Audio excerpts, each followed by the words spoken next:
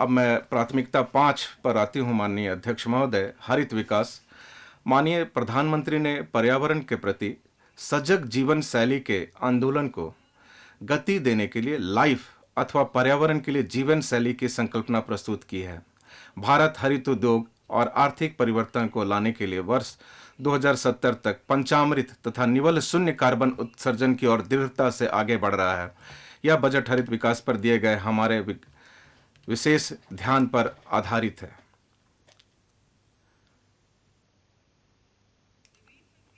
हाल में 19,700 करोड़ के परिव्यय के साथ शुरू किए गए राष्ट्रीय हरित हाइड्रोजन मिशन की मदद से अर्थव्यवस्था को निम्न कार्बन सघनता वाली स्थिति में ले जाने, जीवाश्म ईंधन के आयातों पर निर्भरता को कम करने तथा भारत को इस उदीयमान क्षेत्र में प्रौद्योगिकी और बाजार में अग्रणी बनाने का मार्ग प्रशस्त होगा।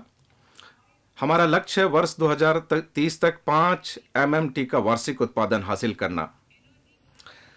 ऊर्जा परिवर्तन। इस बजट में पेट्रोलियम और प्राकृतिक गैस मंत्रालय द्वारा ऊर्जा परिवर्तन तथा निवल शून्य उद्देश्यों और ऊर्जा सुरक्षा की दिशा में प्राथमिकता प्राप्त पूंजीगत निवेशों के लिए 35,000 करोड़ का प्रावधान किया गया है।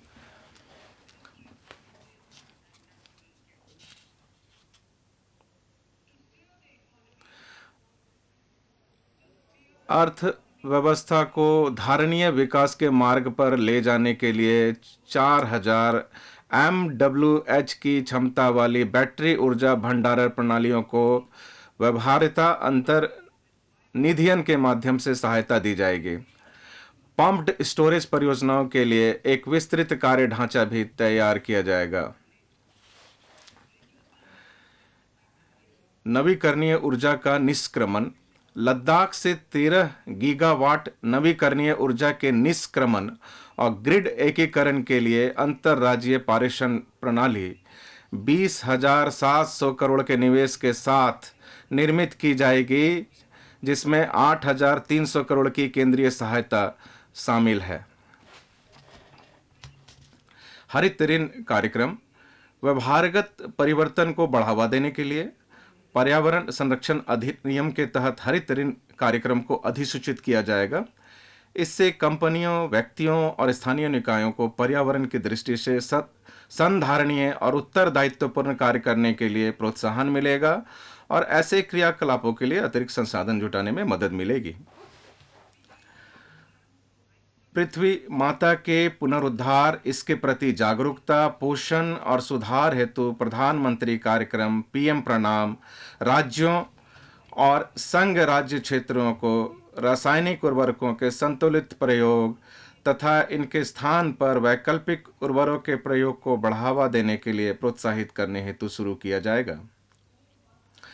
Govardhan scheme. Govardhan galvanising organic bio agro research धन नामक स्कीम के तहत 500 नए अवशिष्ट से आमदनी संयंत्रों को चक्रीय अर्थव्यवस्था को बढ़ावा देने के उद्देश्य से स्थापित किया जाएगा। इनमें 200 कंप्रेस्ड बायोगैस संयंत्र शामिल होंगे, जिनमें शहरी क्षेत्रों में 75 तथा 300 समुदाय या क्लस्टर आधारित संयंत्र हैं, जिनमें कुल लागत 10,000 करोड़ रुपए होगी। मैं भाग ख में इसका जिक्र करूंगी। प्राकृतिक और बायोगैस का विपणन कर रहे सभी संगठनों के लिए 5% का CBG अधिदेश यथा समय लाया जाएगा। बायोमास के संग्रहण और जैव खाद के वितरण के लिए उपयुक्त राजकोषीय सहायता प्रदान की जाएगी। भारतीय प्राकृतिक खेती बायो इनपुट संसाधन केंद्र। अगले 3 वर्षों में हम 1 करोड़ किसानों को प्राकृतिक खेती अपनाने के लिए सहायता देंगे।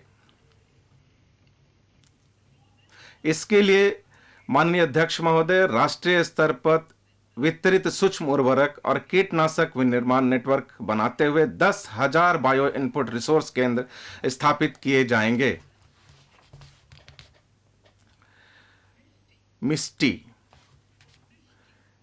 मिस्टी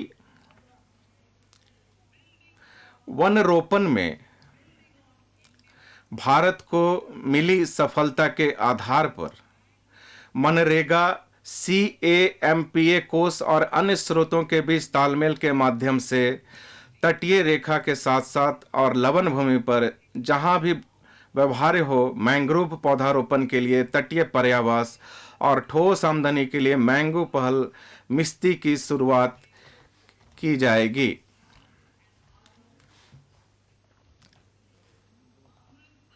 अमृत धरोहर आर्द्र भूमि जैव विविधता का धारण करने वाली अति महत्वपूर्ण पारिस्थितिकी तंत्र है। प्रधानमंत्री जी ने अपनी सबसे हाल के मन की बात में कहा है, अब मैं उसे उद्धृत करती हूं कि अब हमारे देश में रामसर साइटों की कुल संख्या बढ़कर 75 हो गई है, जबकि 2014 से पहले इनकी संख्या मात्र 26 थी। स्थानीय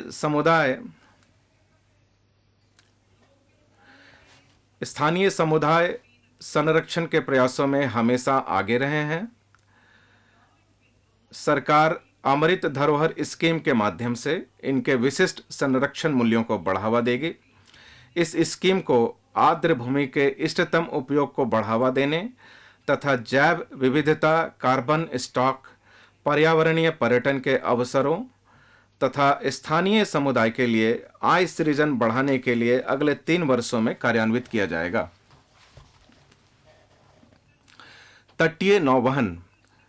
तटीय नौवहन को व्यवहार्यता अंतर निधियन के साथ सरकारी निजी भागीदारी PPP रीति के माध्यम से बढ़ावा दिया जाएगा, क्योंकि यह यात्रियों और माल भाड़े दोनों के लिए परिवहन की ऊर्जा कुशल एवं कम लागत वाली प्रणाली है। वाहनों का प्रतिस्थापन,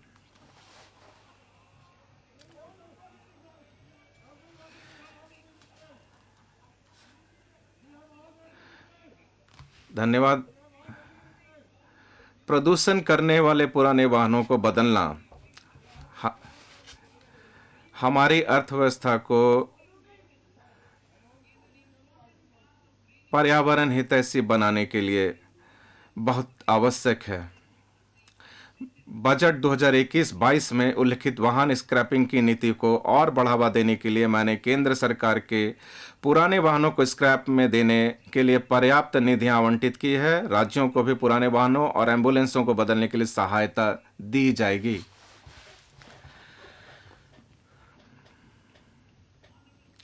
माननीय अध्यक्ष महोदय, अब मैं प्राथमिकता 6 पर आती हूं। युवा शक्ति। हमारे युवाओं को सशक्त करने के लिए और अमृत पीढ़ी के सपने को साकार करने में मदद करने के लिए हमने कौशल वर्धन पर केंद्रित राष्ट्रीय शिक्षा नीति तैयार की है। बड़े पैमाने पर रोजगार सृजन में सहायक आर्थिक नीतियां अपनाई हैं और व्यवसाय के अवसरों का समर्थन किया है। प्रधानमंत्री कौशल विकास योजना 4 अगले 3 वर्षों में लाखों युवाओं को कौशल प्रदान करने के लिए प्रधानमंत्री कौशल विकास योजना 4.0 शुरू की जाएगी। ऑन जॉब प्रशिक्षण, उद्योग साझेदारी और उद्योग की जरूरतों के साथ पाठ्यक्रमों के संरेखन पर जोर दिया जाएगा।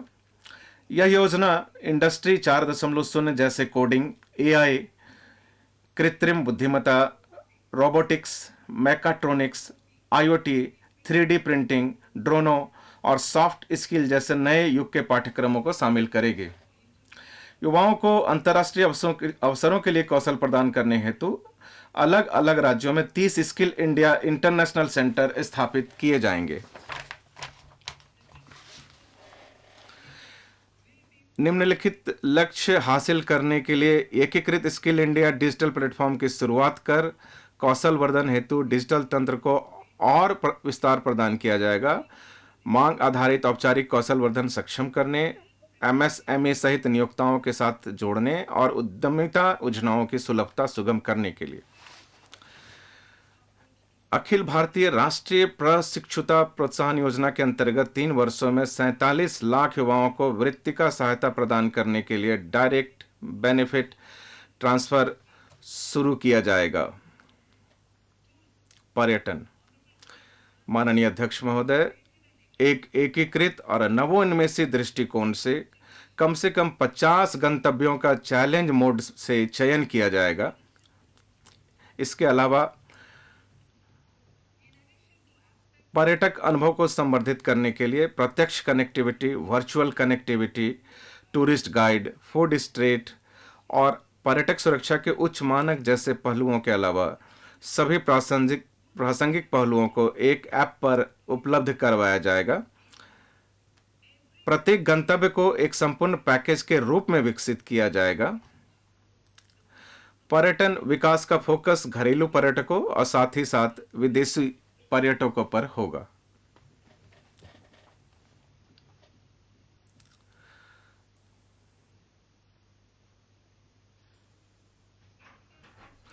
देखो अपना देश पहल का उद्देश्य हासिल करने के लिए क्षेत्र विशिष्ट कौशल वर्धन और उद्यमिता विकास का समन्वय स्थापित किया जाएगा। यह मध्यम वर्ग के नागरिकों को विदेशी पर्यटन के बदले घरेलू पर्यटन को प्राथमिकता देने की प्रधानमंत्री की अपील से शुरू की गई थी। थीम आधारित पर्यटन सर्किटों के एकीकृत विकास के लिए स्वदेश दर्शन योजना शुरू की गई थी। वाइब्रेंट विलेज प्रोग्राम के अंतर्गत सीमावर्ती गांवों में पर्यटन के बुनियादी ढांचों का विकास किया जाएगा और पर्यटन सुविधाएं प्रदान की जाएंगी। यूनिटी मॉल राज्यों को उनके स्वयं के ओडीओपी, एक जिला एक उत्पाद, जीआई उत्पाद और अन्य हस्तशिल्प उत्पादों को बढ़ावा देने के लिए और उनकी बिक्री करने के लिए और शेष राज्यों के ऐसे उत्पादों को स्थान उपलब्ध करवाने के लिए अपनी अपनी राजधानियों में या सबसे प्रमुख पर्यटन केंद्र पर या उनकी वित्तीय राजधानी में एक यूनिटी मॉल स्थापित करने के लिए प्रोत्साहित किया जाएगा।